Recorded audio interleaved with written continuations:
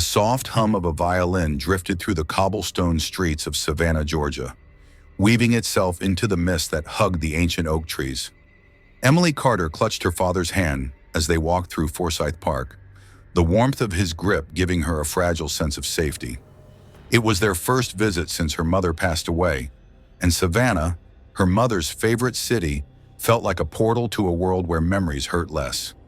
"She always said Savannah has a heartbeat," Emily whispered, tears pricking her eyes. Her father gave her a gentle squeeze. "She believed the city spoke to those who listened," he replied softly. But beneath the emotional weight of their shared grief, neither noticed the cold breath of air that followed them, nor the whisper that floated past. "Emily." The violin music stopped abruptly. The air turned ice cold. Emily shuddered as a shadow moved across the park, faster than any person should. Her father's grip tightened.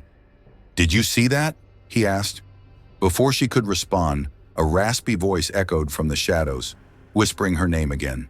"Emily, come play with us." She turned toward the sound and saw them. 3 pale children standing beneath the moss-laden oak, dressed in 19th century clothes, their hollow eyes locked on hers. "Dad, who are they?" Her father stepped in front of her, but his voice cracked with fear. They're not real." The children tilted their heads in unison, their mouths stretching into grotesque smiles.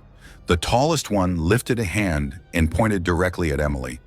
Suddenly, the ground beneath them trembled, and a shrill, ghostly wail filled the air. From the shadows emerged a figure in a tattered black dress, her eyes sunken, her lips sewn shut, crawling toward them. Emily screamed as her father yanked her into a sprint, but the woman's whisper followed them. "You shouldn't have come back." They ran until they reached their hotel room, locking the door behind them. Emily collapsed onto the bed, sobbing uncontrollably. "What was that?" she cried. Her father knelt beside her, his face pale and slick with sweat. "I don't know, sweetheart, but your mom, she always warned me about this place." Emily froze. Mom knew? Tears streamed down her cheeks as she remembered the stories her mother had told her when she was little, about the lost children of Savannah, the woman who roamed Forsyth Park looking for her stolen daughter. Emily's chest heaved with grief. Her mother had tried to protect her from this darkness, and now she was trapped in it. "Why did we come here, Dad?" she sobbed. He could only whisper, "I'm so sorry, Emily. I thought we could find peace here." A loud knock on the door interrupted their moment of despair. Her father stood up hesitantly. "Who is it?" he called. A childlike voice answered, "Emily, can we come in and play?" Her father stepped back from the door, panic flooding his eyes. "It's them," Emily whispered, clutching his arm. The knocking grew louder, more insistent. Then, without warning, the door burst open. The 3 ghostly children stood there, their faces pale and eyes lifeless. Behind them loomed the woman in the black dress. Her sewn-shut lips twitched as she raised her skeletal hand and pointed to Emily. The stitches on her mouth began to rip apart, one thread at a time. The pain in her eyes was unmistakable. "Give her back," she rasped. Emily's father yanked her toward the bathroom, but the woman moved with impossible speed, appearing beside them in a blink. Her cold fingers gripped Emily's wrist. "You took my daughter," the woman wailed. "Now, she takes yours." The ghostly children swarmed forward, their laughter twisted and hollow. Emily screamed as she was pulled into the darkness. Emily awoke on cold, damp ground. She was no longer in the hotel. Around her stretched an old abandoned cemetery. The names on the weathered gravestones blurred through her tears, until one name froze her blood: Margaret Rose Thompson. The name sounded familiar. She knelt to read the inscription: "Beloved daughter, stolen 1876. Emily gasped. Her mother had told her the story of Margaret, the child who vanished without a trace in Forsyth Park, rumored to have been taken by a cursed family. The ghostly children stood at the edge of the cemetery now, watching her. The woman in black knelt beside Margaret's grave, her hollow gaze locked on Emily. "She never came home," the ghost whispered. Emily's breath caught in her throat, and then she saw it. Beneath the grave, half buried in the dirt, lay a rusted silver locket. The initials engraved on it made her heart stop. E.C. Emily Carter. The moon cast a pale glow over the forgotten cemetery as Emily Carter knelt beside the grave, bearing her initials. The earth beneath her trembled with a cold, lifeless pulse, and in the whispers of unseen voices floated in the air. Her fingers brushed against the rusted locket, half buried in the dirt, and a wave of dread washed over her. Why was her name on a grave from 1876? Behind her, the ghostly children shifted, their hollow eyes watching her every move. The woman in black stood by the oak tree, lips cracked and sewn shut again. Emily's heart pounded as the whisper returned, closer than before. Find the locket's secret, or she takes you next. Emily clutched the locket and collapsed against the cold earth. Her chest tightened as waves of grief surged through her. She thought of her mother, the stories she told about Savannah's lost children, the warnings she'd given her father. Why didn't we listen? Tears streamed down her cheeks as guilt gnawed at her. Her father was gone.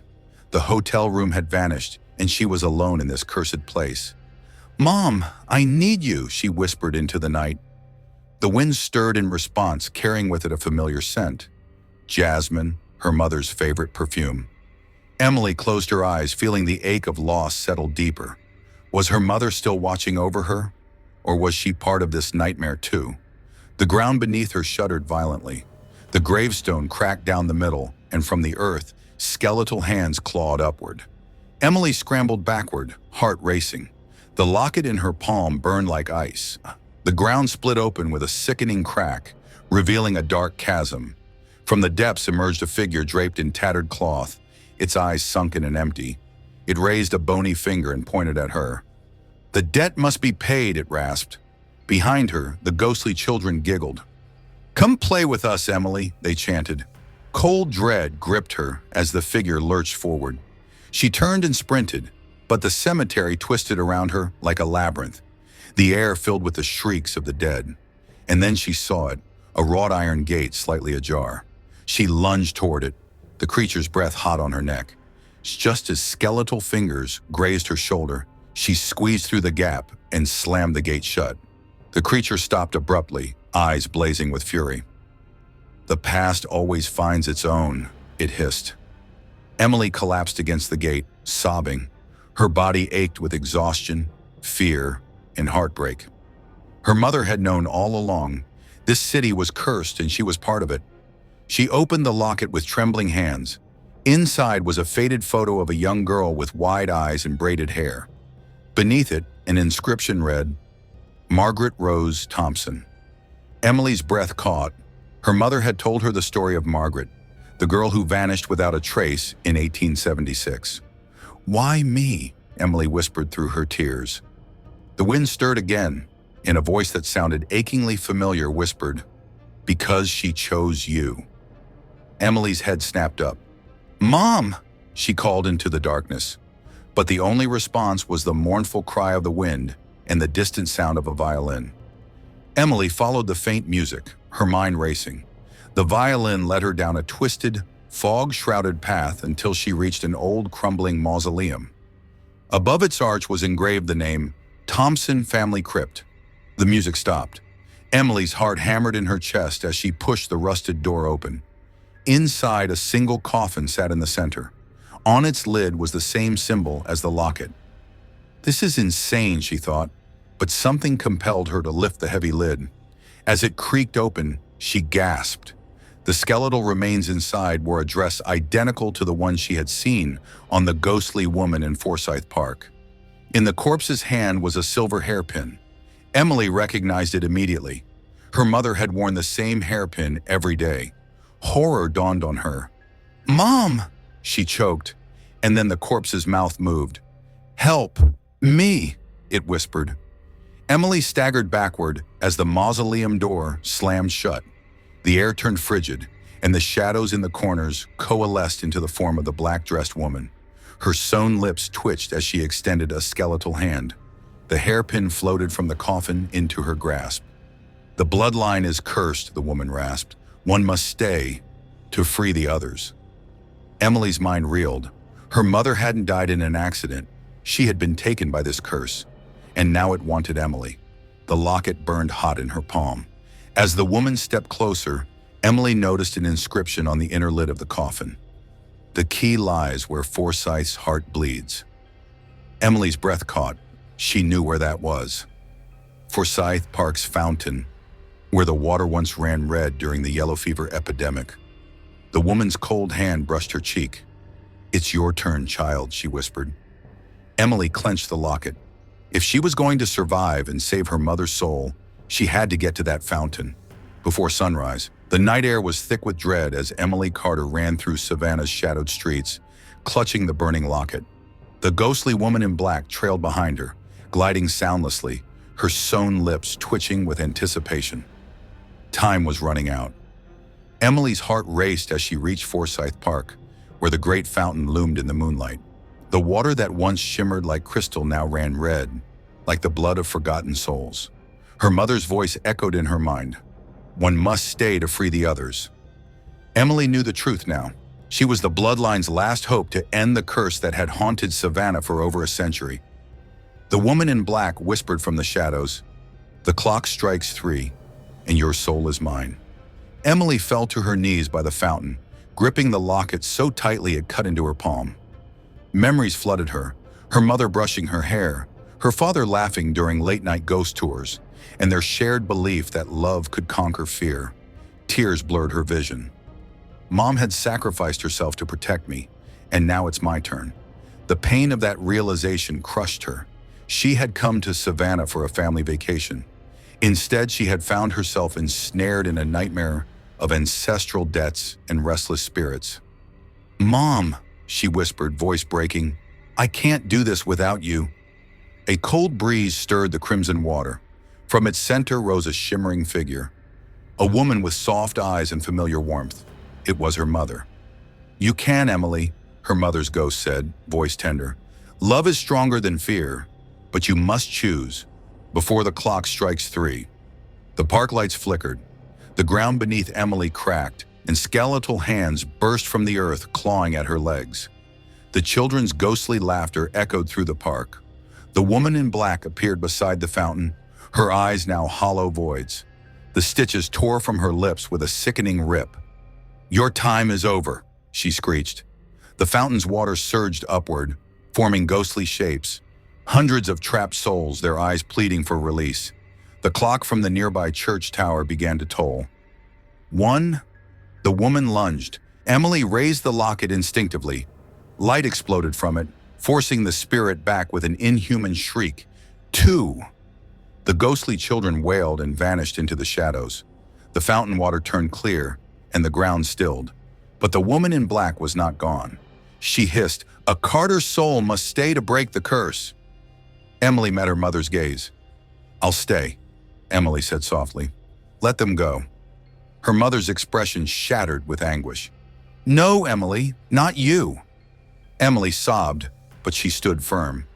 "It has to end tonight, and if it means I stay here forever, so be it." The ghost woman smiled triumphantly as the clock began its final toll. 3. The locket grew unbearably hot. Emily flung it into the fountain's heart. The water exploded into light, and the woman in black let out a bone-chilling scream as she disintegrated into ash. The trapped souls rose from the water, their eyes filled with gratitude as they faded into the night. Emily's mother rushed toward her. "No, Emily!" she cried, reaching out. But Emily felt herself being pulled into the water. "I love you, Mom," she whispered. Darkness swallowed her whole. Emily opened her eyes to soft sunlight. She was lying on the grass beside the Forsyth fountain. The water now sparkled clear and calm. Her mother's hairpin lay beside her, and the locket, now cool, rested in her palm. Across the park, families laughed, unaware of the terror that had unfolded hours before. A hand touched her shoulder. She turned to see her mother, solid and real. "Mom?" Emily gasped. Tears streamed down both their faces as they embraced. "The curse is broken," her mother whispered. Emily glanced at the fountain. No blood, no ghostly figures, just ordinary water. The nightmare was over. The woman in black was gone. As they left the park, Emily noticed something strange. The old Thompson mausoleum had crumbled into rubble, But etched into the fountain's stone base was a new inscription. Love is the key that breaks all chains. Emily smiled through her tears. The spirits had been freed, not by violence, but by sacrifice and love. Fear can bind generations, but love, selfless, unconditional love, can break the deepest curses. The Carter family had been haunted by their past, but it was their courage to confront it with love that set them free. In Savannah, the ghosts had finally found peace, and so had they.